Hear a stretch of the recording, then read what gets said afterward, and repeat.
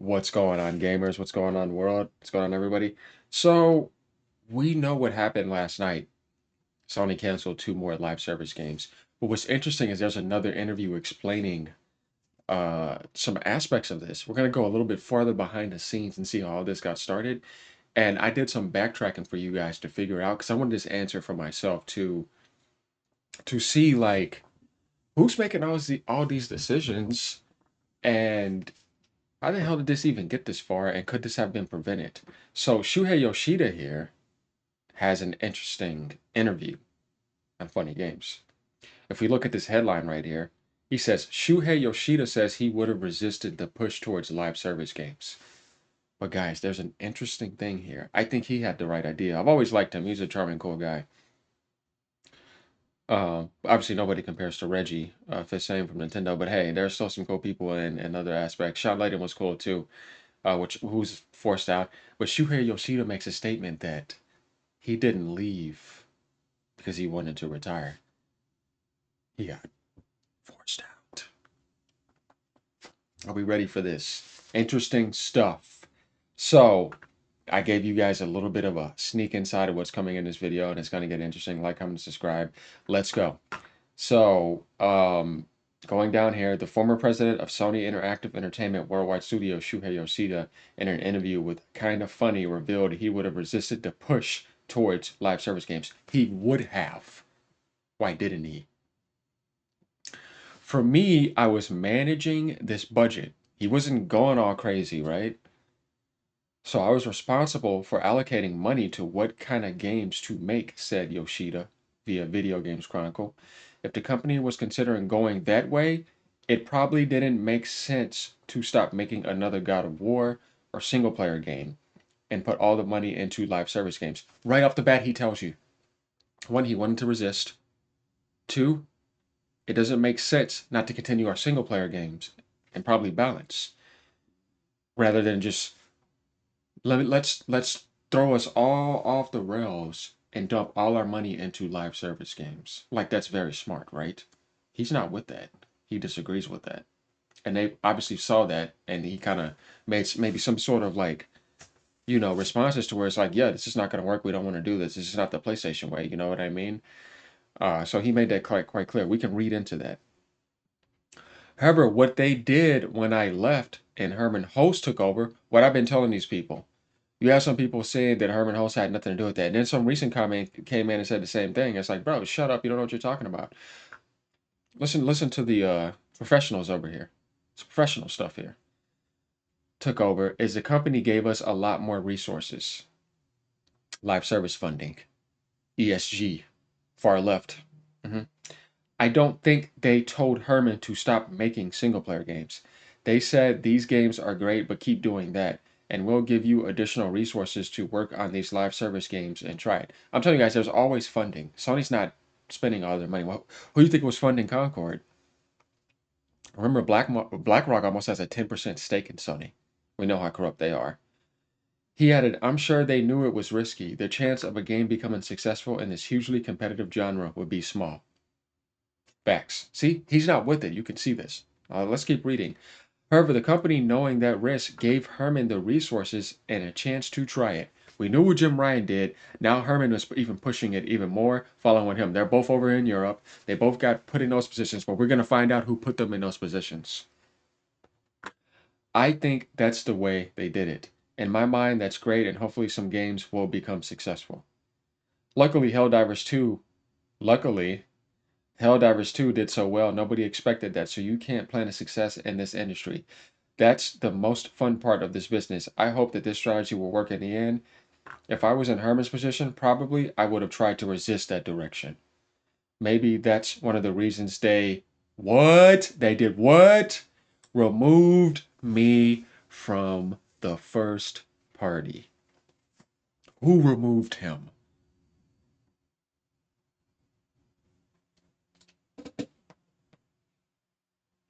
They wanted to push this.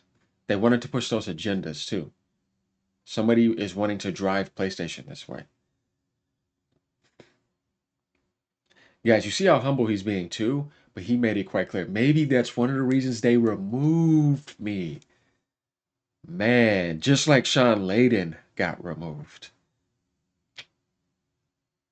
Oh, yeah. And then who got placed in those positions? Herman Host, Jim Ryan.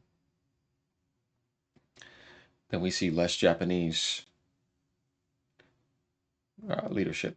But what's interesting is let's find out who did this, and we're gonna get back to this. But I know who did? This guy right here, Kenichiro Yoshida, right here, CEO of Sony, Kenichiro Yoshida.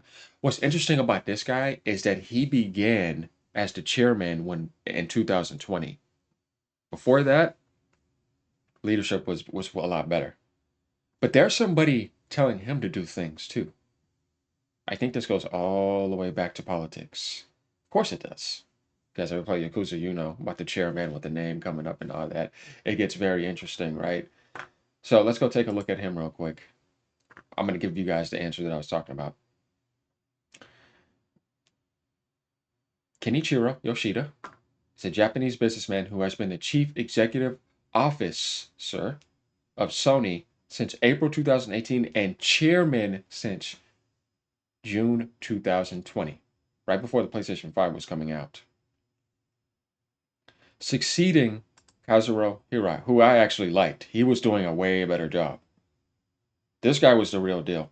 This guy right now, I don't know what he's doing, and if he's whoever he has behind his back to and the decisions he's making, but it is not good. Are we ready for this? Let's get ready. We're gonna go back here a little bit, y'all. Who picks the president of Sony Gaming? Sony CEO Kenichiro Yoshida chose Herman Host and Hideaki Nishino, which he's fine, to be the co-CEOs of Sony Interactive Entertainment. The two executives took over their roles on June 1st, 2024. But let's go back even a little bit farther here. I got another article for you guys. Sony's PlayStation business gets a new president and CEO, Jim Ryan. He's the one that started all this. Let's go down here. We don't have to read all that. Why is Sony making this change? Sony is nearing the end of its most successful consoles ever. The PlayStation 4 has surpassed 91.6 million systems sold as of January. See, we're going back here. And is likely going to eclipse 100 million this year. So why is Sony making a change? Sony Chief Executive Officer Kenichiro Yoshida says he wants someone to focus on growing PlayStation as an overarching platform. Remember what I just showed you? There he is again. He wasn't a chairman yet, but he still was making these decisions. Our game and network service business has grown into the Sony Group's largest business in terms of both sales and operating income, Yoshida said in a statement. Furthermore, our business in this domain holds significant importance as our growth driver going forth. At the same time, this industry is relentlessly fast moving, and to remain the market leader, we must constantly evolve ourselves with a sense of urgency. Nintendo's the market leader. You weren't the market leader. They were dominating you. What are you talking about? They were dominating you big time. But they want to say that and try to act like Nintendo's not their competitor because they don't want to face reality. They only want to say that they're leading against Xbox in the gaming industry. It's a thing with Sony. It's like this delusion that they can't get out of and realize that Nintendo has always been the leader, and you're not the leader. You're the imitator and the copycatter. Microsoft innovates way more than you. Just saying they do. Yoshida said he declined to mix up the leadership team after talking with Kodera. So we knew Kodera was there before the other guy. Kenichiro said that while he wants to keep Kodera in charge of expanding, right? Network services, Ryan has the experience to ensure stability within PlayStation. Oh boy, are you wrong. You dumbass, he almost drove it off a cliff. He actually did. Some angel wings lifted you back up on some rail or something, metaphorically speaking. What is this guy looking at? Get him out of there. Go back in another position. He can't see.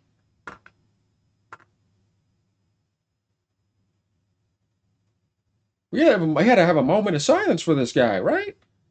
Let's read that again. Ryan has the experience to ensure stability within PlayStation. Then he got removed. Why is that guy still there? That was his decision. Somebody needs to remove him too. Jim Ryan has been long committed to the growth of the PlayStation business for the last 25 years, said Yoshida. I believe that this new structure where Jim Ryan will manage Sony Interactive Entertainment's overall organization and operation, and which will allow John to focus on the key mission to further develop PlayStation Network that has now grown into an immensely large platform with over 90 million monthly active users, will enable Sony Interactive Entertainment to accelerate its innovation and evolution even further. Wrong. Yoshida knew what he was talking about. You didn't. Let's go down. Yoshida stepped down as president of Sony Interactive Entertainment Worldwide Studios in 2019. Guys, this is where it all changed around.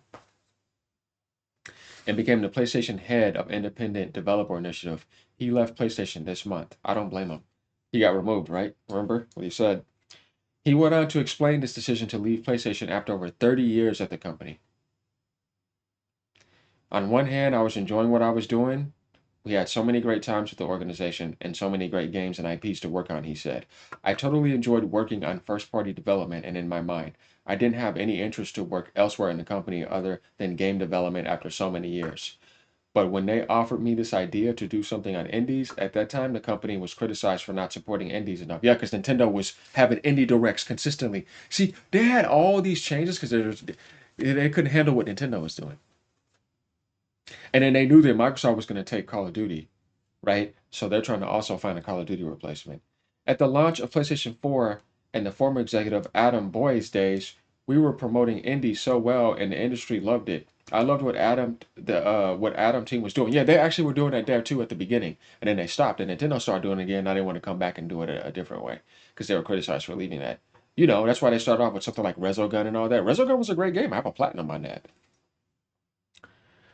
I was very worried about the trend as well and how we were being seen. So when Jim Ryan, former PlayStation CEO, said, "Shoo, we've been criticized. We're not doing enough indies." I said, "Yeah, you should do something about that," because he was chosen as a leader, right? And Jim said, "No, I want you to do something about it." He added, "I thought it was something I cared about, and I thought I could uniquely do something about it." He did what he could. After 11 years managing Worldwide Studios, even though I enjoyed it and was proud of what we accomplished, leading the group with the same person for such a long time might not be a great thing. He didn't want to work with Jim Ryan like that. He didn't like his direction. Like talking about live service games. See? People who have one way of thinking, one track mind. He's saying it. He's small minded and looking at games, some things I'm not interested in and I wouldn't even try. He's saying, boy, this is going off the cliff. He was the only one that saw that. So did Sean Layden. But what happened to them? See how these corporations and these suits are just dumbasses? Like, I was totally not interested in movies being made based on our game IP. And the film industry looked down on us. And they didn't respect the creative aspect of video games. Yeah, how's that going now? Hollywood's burning. Video game industry has been dominating now for 10 straight years. They've been leading. They flew past them a long time ago. Biggest entertainment industry in the world. Bow down.